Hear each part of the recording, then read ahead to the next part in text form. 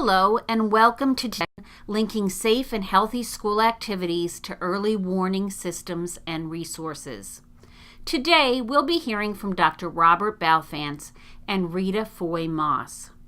Dr. Balfance is a research professor at the Center for the Social Organization of Schools at Johns Hopkins University School of Education, where he is co-director of the Talent Development Secondary Reform Model and director of the Everyone Graduates Center. He focuses on translating research findings into effective school interventions. In 2013, he was named a Champion for Change for African American Education by the White House. After we hear from Bob, we will be hearing from Rita Foy-Moss. Rita is an education program analyst in the Office of Safe and Healthy Students at the U.S. Department of Education. She serves as contracting office representative for the National Center on Safe, Supportive Learning Environments Technical Assistance Center. This Technical Assistance Center provides technical support and training to state education agencies, local education agencies, and schools federally funded under programs to improve school climate, the conditions for learning in pre-K to grade 12, and to help students achieve academic and career success. In her previous federal service with the Department of Education, she served as a program officer of a national research and development center funded under the Research Division of the Department of Education, as well as other projects that support school improvement and academic success. Prior to joining the federal government workforce, Rita taught history and government in an urban high school. Today, there will be opportunities for everyone to enter questions via the chat function. We will be placing everyone on mute. When you do log in your questions or comments, would you please address them to everyone? After the video from Bob and Rita's presentation, we'll address answers to your questions. If there are any questions we do not get to, please know we will be responding via email. And we really do encourage your questions and comments, so please feel free to include them. Today's webinar is being recorded and an archive link will be provided. Before we begin the video to listen to Bob's thoughts, I wanted to share with you the mission of our National Center. Our mission is to disseminate evidence-based practices and build and facilitate communities of practice to help students attend every day, be engaged in school, and succeed academically so that they graduate high school prepared for college, career, and civic life. And with that, I'm going to turn it over to Dr. Robert Balfance. Hello. We're going to spend a few minutes talking about safe and healthy schools and how they can be supported by and supportive of early warning systems. Early warning systems essentially combine on-track indicators, the ABCs, data on attendance, data on behavior, and data on course performance, which tell us our kids on or off track to succeed in school, with sort of a tiered intervention system, upfront prevention activities, targeted supports for groups of students, and then case-managed supports for the highest need students. That, in essence, is an early warning system. Safe and healthy schools intersect with this in all ways.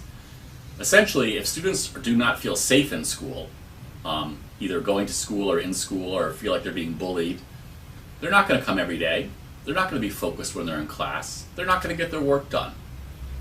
Similarly, if students are not healthy, if they're struggling with manageable but chronic diseases or untreated poor eyesight or hearing, things that are totally correctable but are not corrected, they're not going to come every day. They're not going to focus. They're not going to get their work done. So safe and healthy schools, working to have students be safe and healthy in schools, impacts all levels of intervention. At the preventative level, we want to do good health screenings. We want to make sure kids have eyeglasses.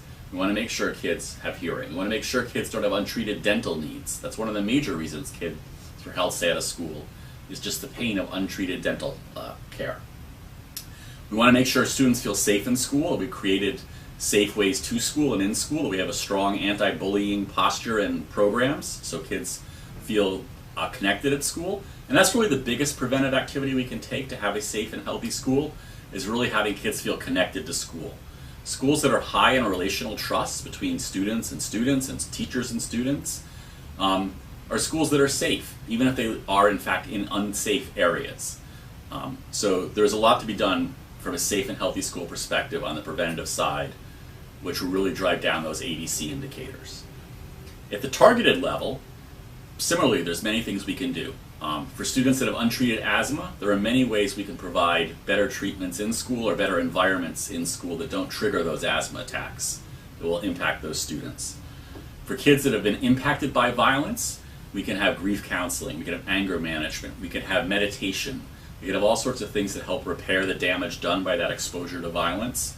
And there's been a lot of improvements recently in trauma-informed care and trauma-informed schooling. And that is something we can do at both the preventative and the targeted level to make students feel safe and healthy in school. And then finally, at the case management level, that there are many sort of serious medical and chronic conditions, but there are very few that actually prevent students from going to school every day if we provide the right supports and management for them. And here's where school nurses are critical. School nurses, in fact, have a critical role to play on all three levels at building a healthy school through the early warning system. So a school nurse, first of all, our schools should have school nurses. And second of all, those school nurses should be a part of those EWI meetings, at least on a reoccurring basis, if not every week, because they have the insight into those health issues, and also they can gain insights into which health issues might need more attention from seeing which kids are not coming, which kids are coming but not focused in class, and which kids are not getting their work done. Out-of-school youth providers and school time has a key role to play in the safe and healthy schools. Those activities that often happen after school, like robotics and chess and drama and dance, are things that make kids feel very connected to school. It's also often where those relationships are formed that can be used to gain insights into why kids are struggling to school. And we have to create mechanisms for those out-of-school time providers to be able to share that information back with the school data teams or the school nurse, so there's a good two-way flow of information. So when a real issue is surfaced, through that good connection the out-of-school time makes, they can help get the supports those students need, as well as being a draw for those students to come and be focused in school. So we can see there's really a lot of different ways that safe and healthy schools connect directly to early warning systems. I'm going to add just two more points. One is that it's really critical to work on good data sharing agreements between the safety space, the healthy space, and the school space. There's a pilot program in Baltimore, for example, where physicians are getting alerts when one of their patients has become chronically absent, and they can sort of do problem solving with the families as part of their general checkups then. There's similar things in Detroit where mobile health vans come to the school, and they've been able to get access to chronic absenteeism data to help give them an insight of what kids might need additional health supports. And then a final key thing that really connects safe and healthy schools to early warning systems is school climate. And creating, as we said, that very positive school climate with strong relational trust between student and student, adult and student, is really foundational, making kids feel safe and in making kids feel healthy in school. And a very powerful tool that we're going to hear about now is our school climate surveys. And a very good school climate survey has been produced by the Department of Education, and it's available free to all, along with some really great resources on how to analyze that data to figure out where you need that prevention to create that safe and healthy school, and also what level of targeted and intensive supports you may need to do. Because to have a good strategy, you got to really understand your kids and your data. What areas do we need prevention in? What areas do we need targeted supports in? Who needs intensive?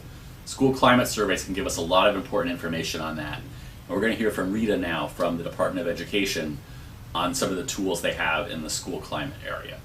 Thank you. Good afternoon, and thank you, Robert and Linda, for the opportunity to join in this presentation.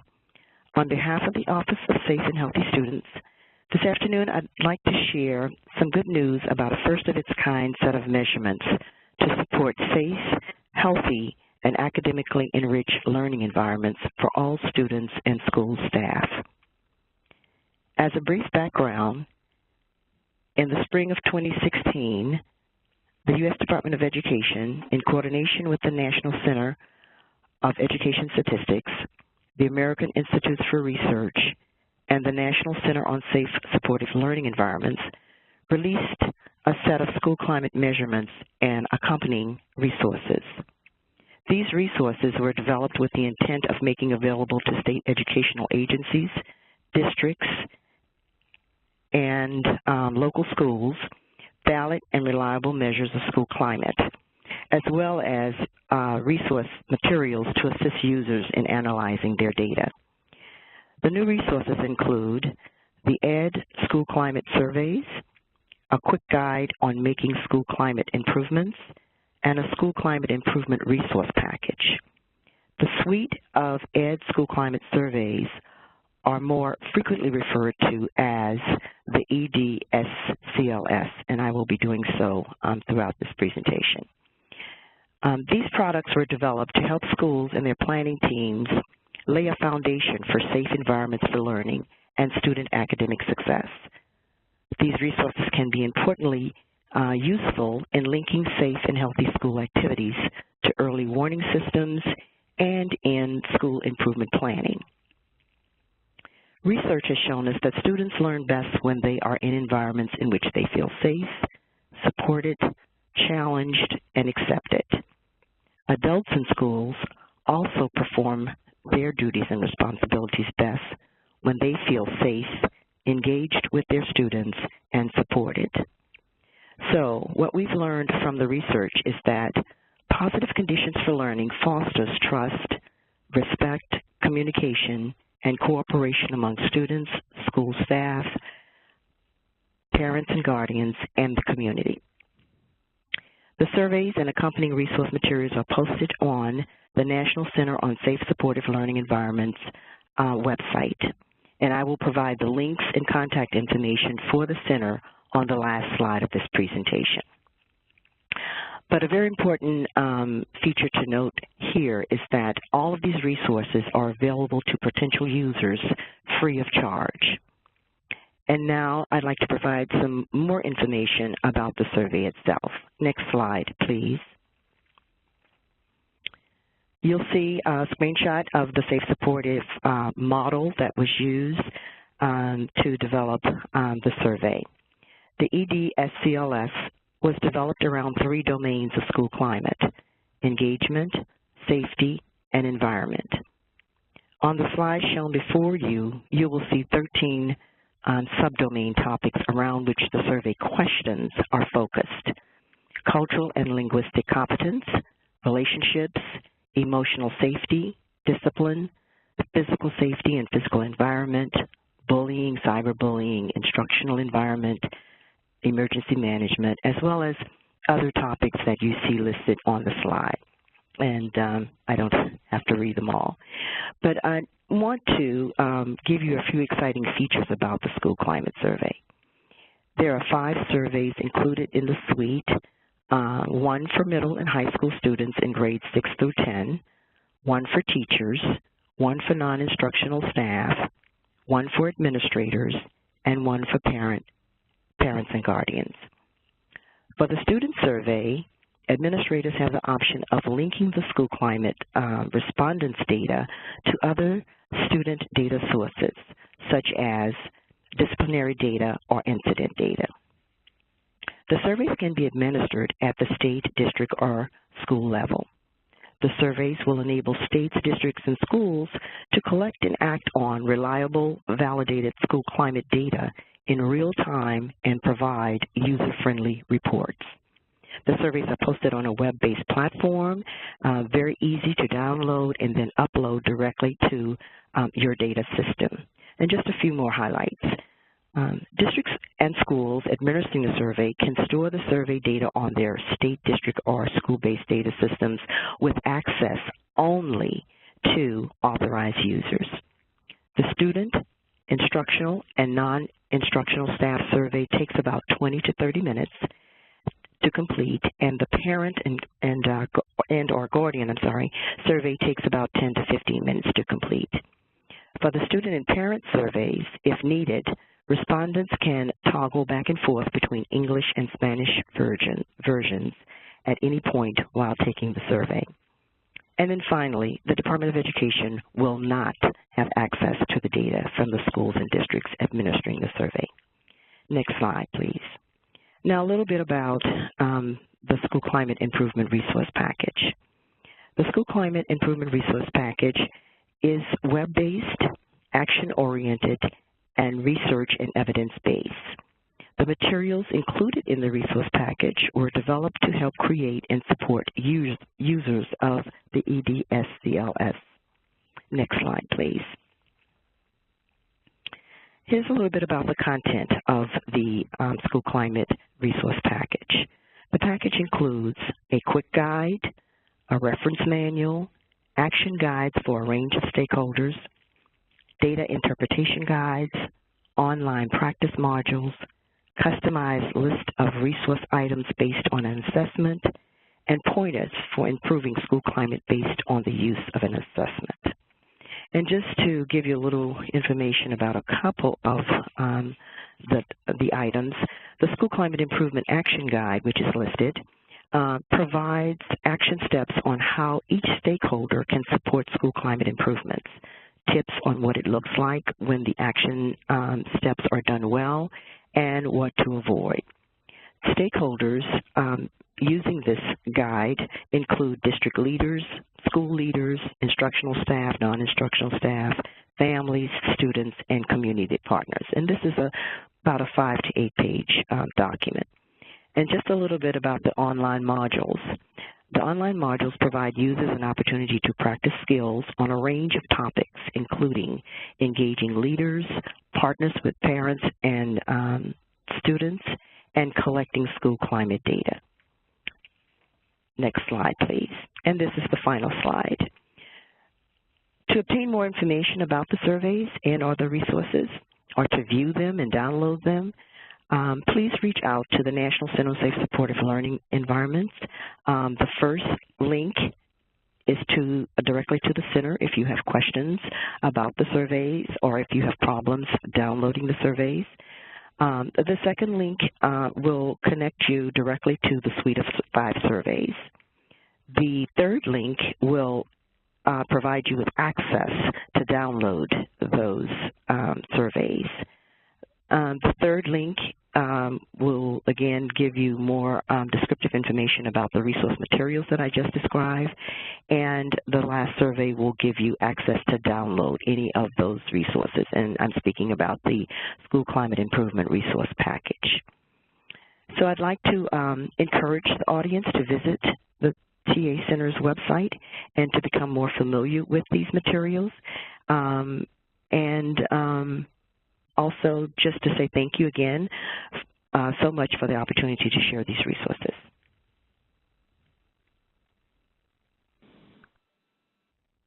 Thank you so much, Rita. And now we're able to open it up for questions.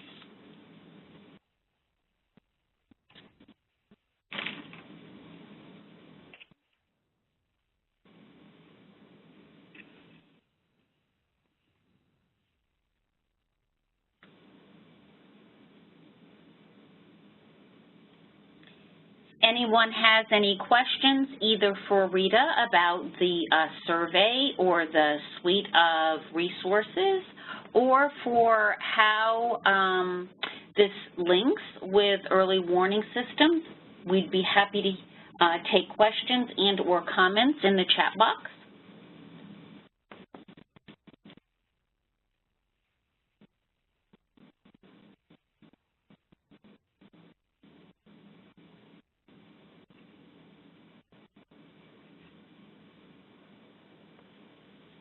While we're waiting on questions, just thinking how this really be able to provide very valuable data in thinking about how our schools are using their early warning systems and having early warning indicator meetings, and how having access to the kind of information from this climate survey could be really beneficial in understanding if the Tier 1, Tier 2, and Tier 3 resources that they currently have available at their school are meeting their needs or are sufficient, or to help them in targeting areas that they may not have realized there were challenges.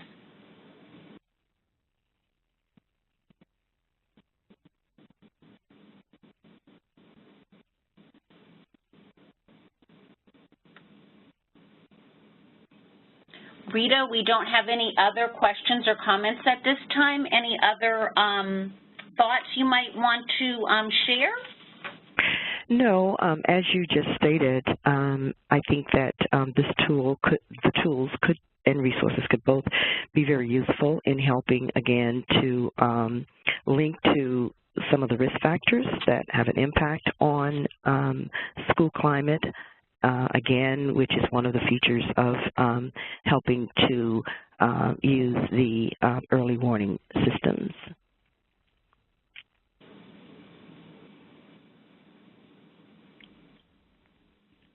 All right.